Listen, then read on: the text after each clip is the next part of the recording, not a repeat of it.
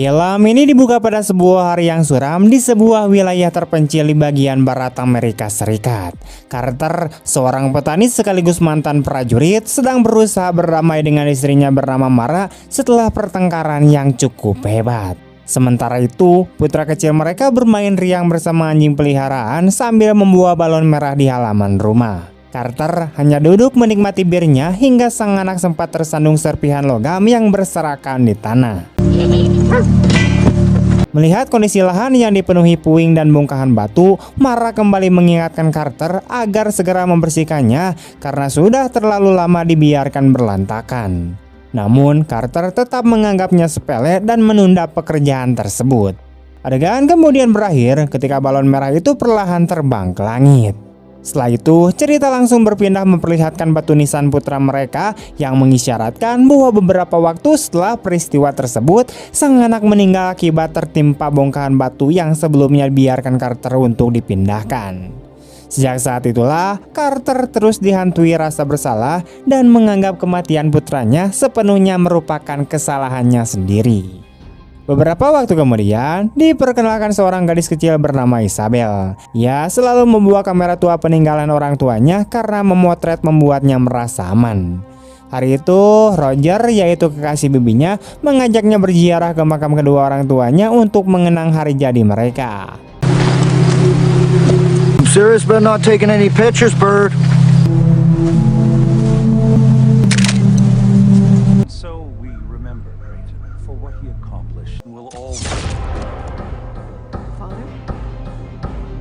Saat berada di pemakaman, Isabel melihat sebuah prosesi pemakaman sederhana yang hanya dihadiri seorang wanita parubaya, pengawal pribadinya, dan seorang pendeta.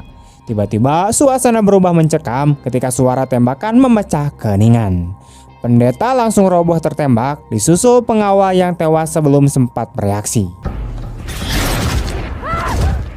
Dari balik pepohonan muncul seorang pembunuh bayaran bertubuh tinggi yang mengenakan mantel hitam panjang dan topeng. Ia mendekati wanita itu, membuka topengnya, lalu sengaja memperlihatkan wajahnya sebelum menghabisinya. Meskipun wanita itu memohon dan berusaha bernegosiasi, pembunuh tersebut menjelaskan bahwa targetnya telah menentang orang yang salah. Karena wajahnya sudah terlihat, wanita itu dipastikan tidak akan dibiarkan hidup.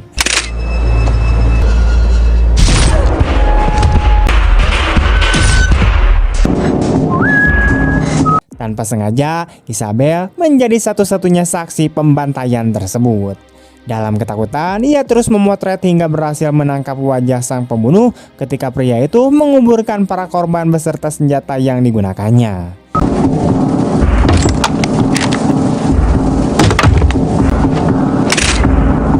Isabel kemudian berlari mencari Roger, tetapi pria itu sudah lebih dulu mencarinya hingga tanpa sadar tiba di lokasi pembunuhan. Teriakannya memanggil Isabel justru menarik perhatian pembunuh bayaran. Isabel sempat berusaha memperingatkannya tetapi sudah terlambat. Roger ikut dihabisi dengan brutal.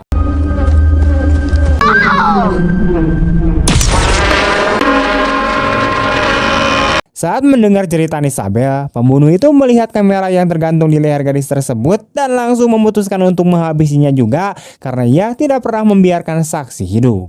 Isabel yang ketakutan terus berlari hingga tiba di rumah Carter. Saat itu, Carter masih dihantui rasa bersalah atas kematian putranya. Ia bahkan hampir menyelesaikan surat penyesalan untuk Mara ketika mendengar jeritan minta tolong Isabel. Carter segera keluar untuk menolongnya, tetapi tiba-tiba pembunuh bayaran menembak kakinya dari kejauhan.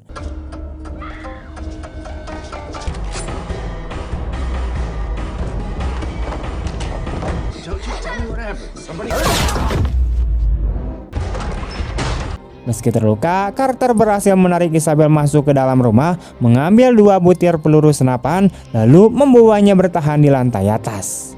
Sesaat kemudian, pembunuh itu mendobrak pintu rumah, tetapi Carter lebih dulu melepaskan tembakan hingga mengenai perut lawannya. Give it up, mister! You ain't getting through to me!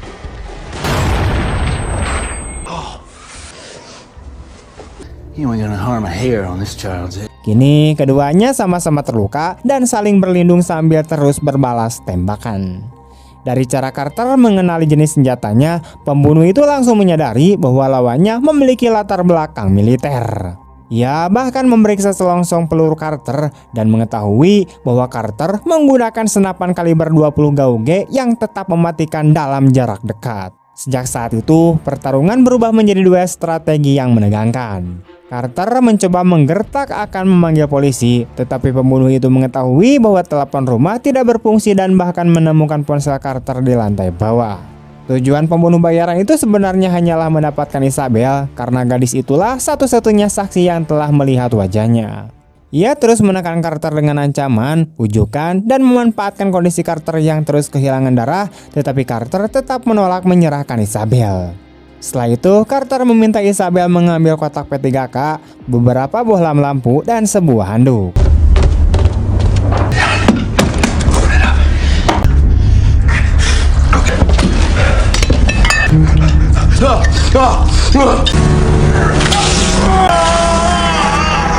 Seusai mengobati luka mereka seadanya, Carter menghancurkan bohlam-bohlam tersebut lalu menaburkan pecahan kacanya di sepanjang tangga agar pembunuh itu tidak bisa menyelinap tanpa menimbulkan suara.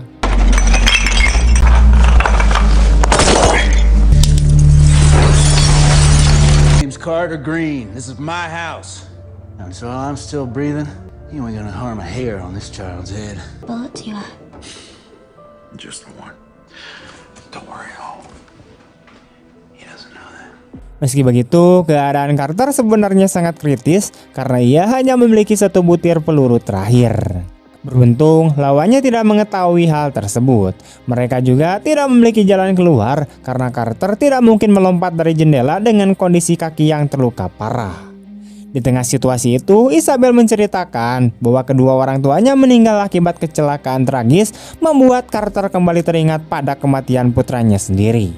Tiba-tiba Isabel teringat bahwa ia telah memotret wajah pembunuh tersebut. Got a picture of him without his mask on. Does he know that? I think so. Mendengar hal itu, Carter segera mengambil gulungan film, membungkusnya dengan plastik kedap air, lalu menyuruh Isabel menyembunyikannya di dalam tangki air toilet agar tetap aman. Sementara itu, pembunuh bayaran menggeledah rumah Carter dan menemukan foto keluarganya. Ia sengaja mengejek Carter dengan membahas istrinya untuk memancing emosinya. Setelah mengetahui Carter adalah mantan prajurit, ia mengaku dirinya juga seorang veteran dan bahkan mengaku memiliki putri yang seusia Isabel. Namun ketika kebohongan dan ancamannya tidak berhasil menggoyahkan Carter, ia mulai mengancam akan membakar seluruh rumah hingga habis, membuat pertarungan psikologis di antara keduanya mencapai puncaknya. You a soldier boy. Damn well there's a decent chance that film will survive a fire for the cops to find. I'm gonna break you into a million pieces, motherfucker. A million tiny fucking pieces. Di tengah kebuntuan itu, pembunuh bayaran dengan yakin mengatakan bahwa Carter tidak akan mampu bertahan lama dengan luka tembak buckshot yang dideritanya, sementara luka yang ia alami sendiri hanyalah luka ringan. Carter membalas dengan tenang bahwa lukanya juga hanya luka daging, sehingga mereka tinggal menunggu siapa yang akan lebih dulu tumbang. Pembunuh itu lalu mengancam akan membakar rumah beserta Carter di dalamnya. Namun Carter segera membalikan keadaan dengan mengungkapkan bahwa gulungan film berisi foto wajah pembunuh sebagai bukti pembantaian di pemakaman telah dibungkus dalam kantong plastik kedap air dan disembunyikan di bawah air. Artinya, sekalipun rumah itu terbakar habis, barang bukti tersebut tetap akan selamat dan akhirnya ditemukan polisi. Mendengar hal itu, pembunuh bayaran langsung kehilangan kesabaran dan bersumpah akan menghancurkan Carter. Sementara itu, tidak jauh dari sana, seorang polisi muda yang sedang berpatroli melihat dua kendaraan terparkir di dekat pemakaman. Karena penasaran, ia memutuskan memeriksa lokasi tanpa melapor kepada rekannya. Setibanya di sana, ia menemukan prosesi pemakaman yang terhenti secara misterius sehingga membuatnya semakin curiga. Di sisi lain, di rumah Carter, pembunuh bayaran menemukan surat yang terjatuh dari saku Carter. Ia membacanya dengan nada mengejek. Surat itu berisi penyesalan Carter kepada Mara. Ia mengakui bahwa tindakan istrinya untuk meninggalkannya adalah benar dan ia menyalahkan dirinya atas kematian putra mereka, serta berharap bahwa suatu hari nanti Mara akan memaafkannya. Mendengar isi surat itu, Carter kembali dihantui kenangan saat bongkahan batu yang seharusnya ia singkirkan justru merenggut nyawa putranya. Pembunuh tersebut lalu menyadari bahwa surat itu sebenarnya lebih menyerupai surat bundir, di mana kemudian mengejek Carter agar mengakhiri hidupnya saja. Padahal sebelum Isabel datang meminta pertolongan, Carter memang sudah berniat untuk bundir. Namun kehadiran gadis kecil itu memberinya alasan untuk tetap hidup. Karena gagal menyelamatkan putranya sendiri, Carter bertekad melindungi Isabel apapun resikonya. Sure is a whole lot of apologies. Exactly how many kids did you get killed? Your eyes never hid the truth. You need to go ahead on and give in to the beast. Tepat setelah Carter dan Isabel saling menguatkan, pembunuh itu kembali melepaskan 2 tembakan secara acak untuk terus menekan mereka. Pada saat yang sama, polisi muda tadi mendengar suara tembakan dari arah rumah Carter. Tanpa meminta bala bantuan, ia langsung memacu mobil patroli menuju lokasi. I'm not sure. I'm at the cemetery and I heard. Sementara itu, lampu rumah Carter mulai berkedip karena bahan bakar generator hampir habis. Carter sadar jika listrik padam akan jauh lebih sulit menghadapi pembunuh tersebut. Akhirnya, ia menjalankan rencana terakhir, yaitu menyuruh Isabel melarikan diri melalui jendela. Awalnya Isabel menolak meninggalkannya, tetapi setelah dibujuk ia akhirnya berhasil naik ke atap rumah. Tepat saat itu polisi muda tiba di TKP. Pembunuh bayaran yang mendengar suara mobil segera mengenakan topengnya kembali.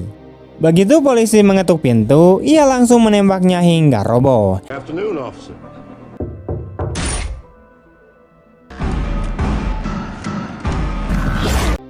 Di saat yang bersamaan, Isabel tanpa sengaja menginjak sebuah peti hingga menimbulkan suara keras. Pembunuh itu sempat melihatnya dan langsung mengejar, tetapi senjatanya ternyata sudah kehabisan peluru. Isabel pun berhasil masuk kembali ke dalam rumah. Setelah itu, pembunuh bayaran menghampiri polisi yang masih berusaha mengambil senjatanya, lalu memukul kepalanya dengan gagang pistol hingga pingsan. Usai menyembunyikan mobil patroli di dalam hanggar, Carter tiba-tiba keluar ke balkon dan mengarahkan senapan kaliber 20 Gauge ke arah pembunuh tersebut sambil memerintahkannya untuk meninggalkan rumah. But you got to be the most merciful man I ever met. Hey, little lady. Namun pembunuh itu tahu senapan Carter memiliki jangkauan terbatas. Ia juga menyadari bahwa jika Carter benar-benar masih memiliki banyak peluru, ia pasti sudah menembak sejak tadi. Karena itu, ia balik mengarahkan pistolnya sehingga Carter terpaksa mundur ke dalam rumah. Tak lama kemudian, pembunuh bayaran mengikat polisi muda yang terluka di sebuah kursi dan menghancurkan jari-jarinya satu persatu dengan palu. Sambil mendengar jeritan kesakitan polisi itu, ia kembali menuntut Carter menyerahkan Isabel beserta gulungan film. Carter tetap menolak karena yakin pembunuh itu memang hanya mencari alasan untuk membunuh siapapun.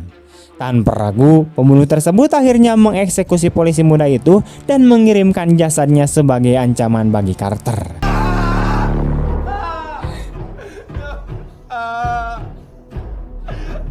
Hold on. I got something here for you. I lost the stomach for the heart stuff.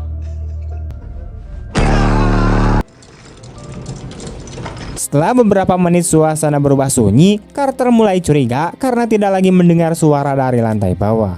Ia lalu berpura-pura menyerah dengan mengatakan akan menyerahkan Isabel asalkan pembunuh itu pergi setelahnya. Namun karena tidak mendapatkan jawaban, Carter menyadari lawannya sudah tidak berada di lantai bawah. Sebelum memeriksa keadaan, ia meminta Isabel mengunci diri di dalam kamar mandi demi keselamatannya. Carter kemudian perlahan menuruni tangga dengan sangat hati-hati hingga akhirnya menemukan sepasang sepatu bot milik pembunuh bayaran yang tergeletak di lantai. Saat melanjutkan pencarian, Carter menyadari bahwa pembunuh bayaran itu menggunakan sebuah tangga untuk naik ke lantai atas dan sengaja melepas sepatunya agar bisa bergerak tanpa suara. Sementara itu, Isabel yang masih memeluk kamera peninggalan orang tuanya mendengar langkah kaki mendekat dan memanggil nama Carter untuk memastikan siapa yang datang. Pembunuh tersebut terus berjalan menuju tempat persembunyiannya, tetapi sebelum sempat mencapai Isabel, Carter tiba-tiba muncul dari belakang dan mendorongnya hingga terjatuh ke tangga yang telah dipenuhi pecahan kaca. Tubuh pembunuh itu kembali terluka akibat seprihan kaca, sementara Carter memanfaatkan kesempatan tersebut untuk mengejeknya. Meski begitu, pembunuh itu masih belum berhasil mendapatkan gulungan film yang menjadi incarannya. Karena mulai kehabisan kesabaran, ia kembali berniat membakar rumah. Namun ketika melihat telepon seluler milik Carter, ia membatalkan rencana itu dan memilih menyusun siasat baru. Menjelang malam, keduanya kembali terlibat percakapan. Carter bertanya bagaimana seseorang bisa berubah menjadi pembunuh berdarah dingin. Pembunuh itu mengakui bahwa membunuh memang terasa sulit pada awalnya, tetapi lama-kelamaan menjadi hal yang sangat biasa. Ia juga menegaskan bahwa dirinya tidak membunuh demi kesenangan, melainkan karena uang dan tuntutan pekerjaan. Sebelum mengakhiri pembicaraan, ia mengatakan bahwa seseorang yang menjadikan dirinya monster akan kehilangan rasa sakit sebagai manusia. Tak lama kemudian, sebuah mobil berhenti di depan rumah. Pembunuh bayaran membuka pintu dan memberitahu Carter bahwa ada seorang tamu yang datang.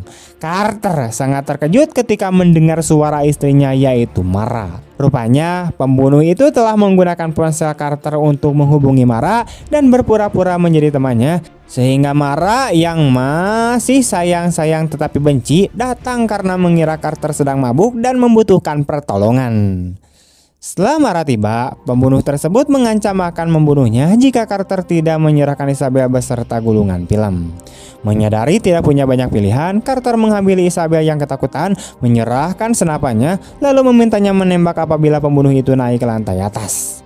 Setelah membawa sebilah pisau, Carter turun untuk menghadapi lawannya. I'm sorry I got you into this. Oh, speak up, darling. You told me you were drinking. I was worried about you. Mara! Dengan tenang, ia mengatakan bahwa Isabel sedang menunggu di lantai atas sambil membawa senapan, lalu memohon agar pembunuh itu menghentikan semuanya, kembali menjalani hidupnya dan melupakan persoalan tersebut. Namun, pembunuh itu justru mengakui bahwa semua cerita tentang dirinya, termasuk pengakuan memiliki seorang putri, hanyalah kebohongan untuk mempermainkan perasaan Carter. Carter kembali memohon agar mereka semua dibiarkan hidup karena Isabel belum pernah benar-benar melihat wajahnya. Akan tetapi, pembunuh itu menegaskan bahwa Carter sudah melihat wajahnya sehingga tidak ada alasan lagi untuk membiarkan mereka terus hidup. Ia pun kembali mengancam akan membunuh Carter jika Isabel tidak segera turun. Di luar dugaan, Isabel justru memberanikan diri menuruni tangga sambil mengarahkan senapan ke arah pembunuh tersebut. Pada saat yang sama, lampu rumah mulai berkedip karena generator hampir kehabisan bahan bakar. Memanfaatkan gangguan itu, Carter langsung menerjang lawannya dan berkali-kali menusukkan pisau ke lehernya.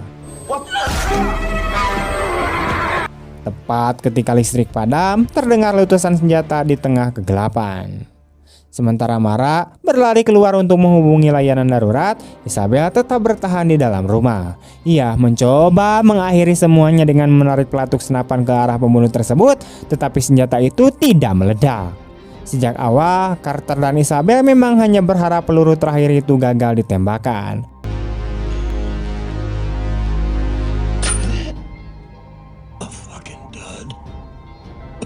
Kini pembunuh bayaran masih sanggup mengangkat pistolnya dan mengarahkannya kepada Isabel. Namun gadis kecil itu tetap berdiri tegar dan menantangnya untuk segera menembak. Di luar dugaan, pembunuh tersebut memilih mengurungkan niatnya. Dalam hembusan napas terakhirnya, ia mengatakan bahwa dirinya bukanlah seorang monster, di mana ia terpaksa melakukan semua tindakan keji demi menghidupi keluarganya, di mana setelahnya ia pun akhirnya meninggal akibat luka-lukanya. Setelah semuanya berakhir, Isabel menghampiri Carter yang terluka parah. Untuk pertama kalinya sejak kehilangan kedua orang tuanya, ia tersenyum tanpa lagi bersembunyi di balik kameranya. Dengan penuh rasa syukur, Isabel mengucapkan terima kasih karena Carter telah menyelamatkan hidupnya. Carter kemudian menjawab bahwa sebenarnya ia hanya membalas kebaikan Isabel karena jika gadis kecil itu tidak datang meminta pertolongan pada hari itu, kemungkinan besar ia sudah mengakhiri hidupnya sendiri. Pada akhirnya, kisah ini menunjukkan bahwa dua orang yang sama-sama berada di titik terendah dalam hidup mereka justru dipertemukan oleh takdir dan berhasil saling menyelamatkan. Tamat. Film ini mengajarkan bahwa setiap orang berhak mendapatkan kesempatan kedua untuk memperbaiki kesalahan di masa lalu. Carter yang selama bertahun-tahun hidup dalam rasa bersalah akhirnya menemukan kembali tujuan hidupnya ketika memutuskan melindungi Isabel. Dari kisah tersebut, kita belajar bahwa masa lalu tidak harus menentukan masa depan kita. Selain itu, film ini juga menunjukkan bahwa keberanian bukan berarti tidak memiliki rasa takut, melainkan tetap melakukan hal yang benar meskipun sedang diliputi ketakutan. Carter tetap mempertaruhkan nyawanya demi menyelamatkan seorang anak yang bahkan baru dikenalnya. Film ini juga mengingatkan bahwa keputusan kecil yang sering ditunda bisa berakibat besar. Penyesalan Carter karena tidak segera membersihkan lahannya menjadi bukti bahwa kelalaian terhadap hal-hal sederhana dapat membawa konsekuensi yang tidak pernah dibayangkan. Di sisi lain, kehadiran Isabel membuktikan bahwa harapan bisa datang dari tempat yang tidak terduga. Ketika seseorang merasa hidupnya telah berakhir, terkadang justru hadir seseorang yang memberinya alasan untuk bangkit dan terus melangkah. Pesan moralnya, seberat apapun penyesalan yang kita miliki, kita tidak bisa mengubah masa lalu. Namun, kita selalu memiliki kesempatan untuk melakukan hal yang benar di masa sekarang dan menjadi alasan keselamatan bagi orang lain.